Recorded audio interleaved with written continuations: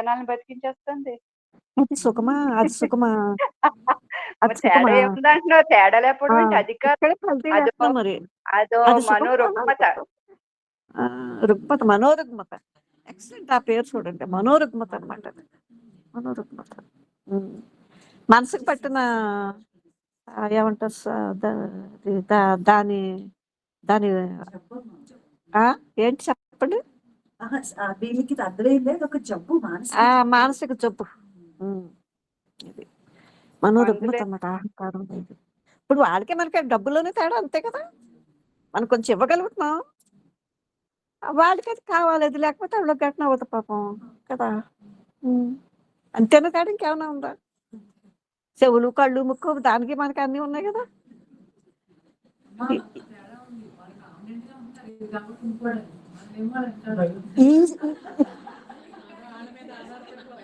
ఇది కూడా ఆధారపడటం అనేది ఇంకా రుగ్మత. ఇవాళ నాకు ఎందుకు లేట్ అయిందో తెలుసా? అందుకే నిజంగా నిజంగా ఇవాళ నాకు లేట్ అవ్వటం అనేది అందుకే లేట్ అయింది. లేట్ అయింది అంటే స్వేచ్ఛను కోల్పోయాను నేను ఇక్కడ.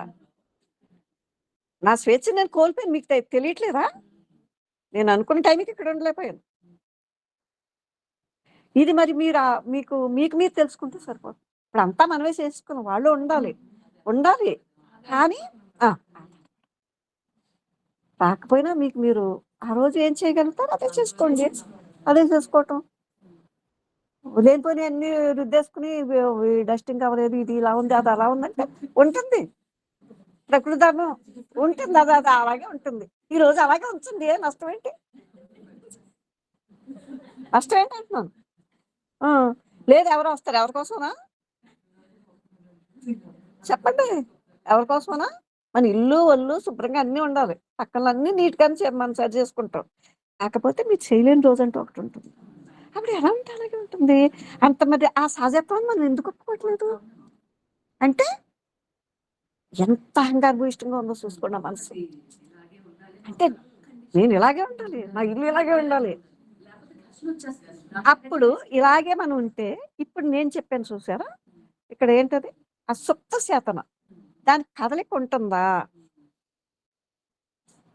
ఆ అంతఃచేతన ఎక్కడైనా కదిలి దానిది పూర్తిగా చూసారా, ప్రవృత్తులు పుడుతున్నాయి, నివృత్తులు చేసుకోగల శక్తి దానికి ఉంటుందా?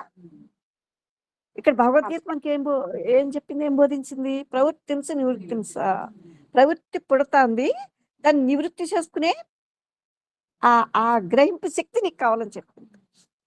అదే ముందు తెలుసుకో అని చెప్పింది. అమ్మ ఇక్కడ నాకు ఒక సత్యం తెలిసింది.